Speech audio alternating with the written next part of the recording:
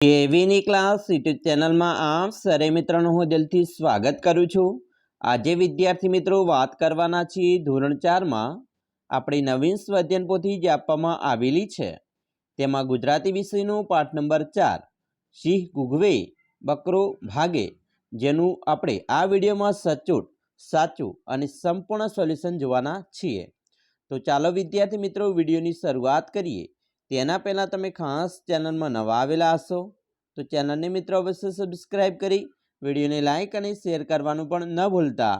પાઠ નંબર 4 છે સિંહ ઘૂઘવે બકરો ભાગે, જેની અંદર પ્રશ્ન નંબર 1 છે ચિત્રનું વર્ણન 7-8 વાક્યોમાં લખો। મિત્રો અહીંયા જે ચિત્ર આપેલું છે એક સર્કસનું છે। સર્કસની અંદર શું થાય છે એનું આપણે સંપૂર્ણ માહિતી અહીંયા મેળવીએ। તો મિત્રો આપણે આ રીતે લખી શકાય ચિત્ર વિશે કે ઉપરનું ચિત્ર સર્કસનું છે। ચિત્રમાં રહેલ સર્કસમાં અલગ અલગ પ્રાણીઓ પોતાની કરતબ બતાવી રહ્યા છે। પ્રાણીઓની ટ્રેન દેખાય છે, તેમાં એક ડબ્બામાં ચિમ્પાન્જી દેખાય છે। સર્કસમાં હાથી જોકર બધા પોતપોતાના ખેલ બતાવી રહ્યા છે। એક માણસ પગમાં લાકડી ભરાવીને ઊંચો બની ગયો છે। તેની બાજુમાં નાના છોકરાઓ તેને ફુગ્ગો આપે છે। મદારી પણ પોતાનો ખેલ બતાવી રહ્યો છે। તો બાજુમાં સર્કલમાંથી નીકળવાના પણ ખેલ દેખાઈ રહ્યા છે। મને આવું સર્કસ ખૂબ જ ગમે છે। પ્રશ્ન 2, નીચેના પ્રશ્નોના જવાબ આપવાના છે, જેમાં પહેલો પ્રશ્ન છે સિંહ બકરીના બચ્ચાને કેમ ન માર્યું? જવાબ: સિંહે બકરીના બચ્ચાને પકડી તો લીધું, પરંતુ તેને મારતા સિંહનો જીવ ચાલ્યો નહીં। તેને દયા આવી, તેને મનમાં થયું કે મારું બચ્ચું મને વહાલું છે, તેમ બકરીના બચ્ચાની માને પણ તે વહાલું હશે એવો વિચાર આવતા સિંહે બકરીના બચ્ચાને માર્યું નહીં। બીજું, સિંહ બકરીના બચ્ચાને સિંહણ પાસે લઈને ગયું ત્યારે સિંહણે શું કહ્યું? તો જવાબ: સિંહ બકરીના બચ્ચાને સિંહણ પાસે લઈને ગયો ત્યારે પહેલાં તો સિંહણે સિંહને પૂછ્યું કે આ બચ્ચું જીવતું કેમ લાવ્યા? શું તે આપણો શિકાર નથી? પણ પછી સિંહની વાત જાણે સિંહણે કહ્યું કે પણ તેને નહીં મારું, ભલે ને તે આપણે ત્યાં રહે, આપણા બચ્ચા જોડે મોટું થશે। 3, પ્રશ્ન 3, બકરીનું બચ્ચું સિંહના બચ્ચા સાથે કેવી રીતે ઉછરવા લાગ્યું? એનો જવાબ છે બકરીનું બચ્ચું સિંહના બચ્ચા સાથે રમે, બંને સાથે સાથે દૂધ પીએ, આનંદ કરે, એમ બકરીનું બચ્ચું સિંહના બચ્ચા સાથે ઉછરવા લાગ્યું। હવે આપણે જોવાના છીએ આગળ પ્રશ્ન નંબર 4, હાથીઓને જોઈને સિંહના બચ્ચાને શું કર્યું? જવાબ: હાથીઓને જોઈને સિંહનું બચ્ચું જનુની બની ગયું, તે ઘુરકતું હાથી સામે જવા લાગ્યું। 5, બકરીનું બચ્ચું સિંહના પરિવારને છોડીને કેમ ચાલ્યું ગયું? જવાબ: સિંહણે બકરીના બચ્ચાને સમજાવ્યું કે તારી અને અમારી જાત જુદી છે।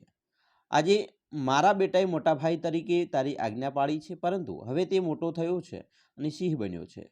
તે કોઈ દિવસ તને અને હાથીને પણ સપાટામાં લઈ પૂરા કરી નાખશે। બકરીનું બચ્ચું સિંહણની વાત સમજી ગયું અને સિંહના પરિવારને છોડીને તે ચાલ્યું ગયું। પ્રશ્ન 3, નીચેની વાર્તા વાંચી પ્રશ્નોના જવાબ લખો। અહીંયા મિત્રો સરસ મજાની વાર્તા છે, આપણે વાંચવાની છે, સમજવાની છે અને પછી પ્રશ્નોના જવાબ આપવાના છે।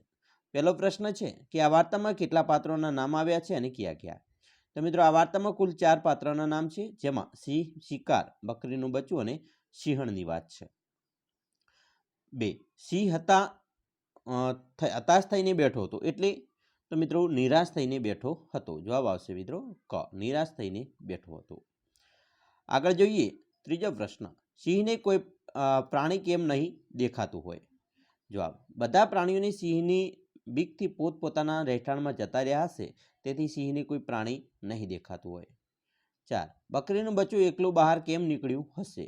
જવાબ: બકરીનું બચ્ચું ઘણું નાનું હશે અને તેની માં તેની પાસે નહીં હોય, તેથી તે સિંહણથી અજાણ હોય એકલું ઘરની બહાર નીકળ્યું હશે। 5, સિંહે બકરીના બચ્ચાને ન માર્યું, એ તમને ગમ્યું કેમ? જવાબ: સિંહે બકરીના બચ્ચાને ના માર્યું એ મને ખૂબ જ ગમ્યું, કારણ કે બકરીનું બચ્ચું ખૂબ નાનું હતું અને નાનું બચ્ચું સૌની વહાલું હોય છે। 6, બકરીના બચ્ચાને જીવતું રાખ્યું પછી સિંહે પોતાના ભોજનની શી વ્યવસ્થા કરી હશે? જવાબ: બકરીના બચ્ચાને જીવતું રાખ્યા પછી સિંહે જંગલમાંથી બીજો કોઈ શિકાર શોધ્યો હશે। પ્રશ્ન 4 છે, કૌંસમાં આપેલા શબ્દોને આધારે ખાલી જગ્યા પૂર્ણ કરો। મિત્રો અહીંયા કૌંસમાં પણ, પરંતુ ને તેથી પ્રશ્નો આપેલા છે, જે શબ્દો આપેલા છે, જેમાં પહેલી ખલગ્યા છે કે સિંહ બહુ ફર્યો પણ એને ક્યાંય શિકાર ન મળ્યો, એટલે આપણે ખલગ્યા પણ આવશે. બીજું, વંદના સૌના કામ દોડીને કરે છે, ખલગ્યા બધા એને માન આપે છે, તો તેથી. ત્રીજું, એકવાર મને નિષ્ફળતા મળી, ખલગ્યા હું હિંમત ન હાર્યો, તો પરંતુ. પ્રશ્ન 5, નીચે આપેલા ફકરામાંથી કૌંસમાં આપેલા શબ્દોમાંથી પસંદ કરી ખલગ્યા પૂર્ણ કરો.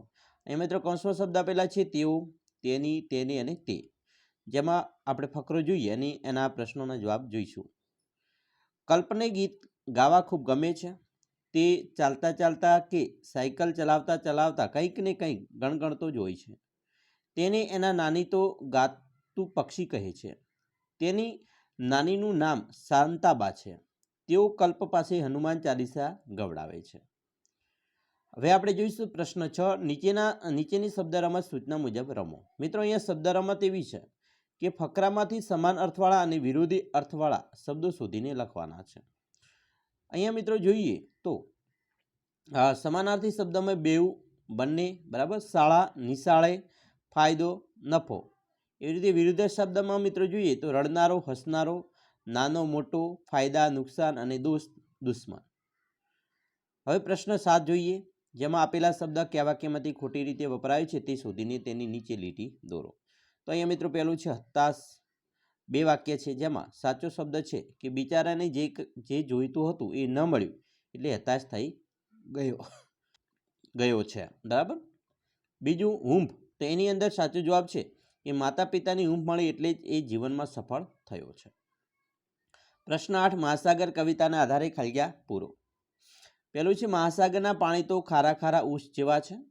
બીજું, મહાસાગરમાં તો મોટા મોટા મોજા ઉછળે. ત્રીજું, મહાસાગરમાં ઊંચા ઊંચા ઊંટ ડૂબે. પછી આગળ ચોથું, મહાસાગર તો ઊંડો ઊંડો ગજબ ઊંડો. બરાબર, આવી રીતે આપણે જોઈશું. આગળ જોઈશું પ્રશ્ન નંબર 9 છે, નીચેનામાંથી કયું વાક્ય સાચો અર્થ ધરાવે છે તે શોધીને લખો. તો અહીં મિત્રો તમને 3 વાક્ય આપેલા છે, તેમાં સાચો વાક્ય છે કે સિંહણ બચ્ચાની ખૂબ સંભાળ લેતી. બીજું, એની અંદર સાચું વાક્ય છે હાથીઓને જોઈને સિંહનું બચ્ચું ખૂબ જ જુસ્સામાં આવી ગયું હતું. અને ત્રીજું છે તેની અંદર મારો ભાઈ બહુ જ આવેશમાં આવી ગયો હતો. તો આવી રીતે આપણે મિત્રો સંપૂર્ણ તમારા પાઠનું સ્વાધ્યાય પોથીનું સોલ્યુશન જોયું. બરાબર, તમારે પણ આવી રીતે લખવાનું છે. વિદ્યાર્થી મિત્રો, ખાસ કરીને તમે આપણી ચેનલમાં નવા છો તો ચેનલને અવશ્ય સબસ્ક્રાઈબ કરજો, કેમ કે આપણી ચેનલની અંદર ધોરણ 4ના તમામ સ્વાધ્યાય પોથીના વિડીયો, પ્રોજેક્ટ પ્રવૃત્તિ બુકના વિડીયો, એકમ કસોટી, મોડલ પેપર અને પછી કસોટી લેવાયા પછી તેનું સોલ્યુશન, અને ખાસ કરીને આપણી જે વાર્ષિક પરીક્ષા આવનાર છે, પ્રથમ વાર્ષિક પરીક્ષા, તેનો પણ મોડલ પેપરોનું સોલ્યુશન મૂકીશું, જેથી તમને ખૂબ જ ઉપયોગી નીવડશે. ચાલો મિત્રો, ફરી મળશું નેક્સ્ટ વિડીયોમાં. મિત્રો, વિડીયોને લાઇક અને શેર પણ કરી આપજો.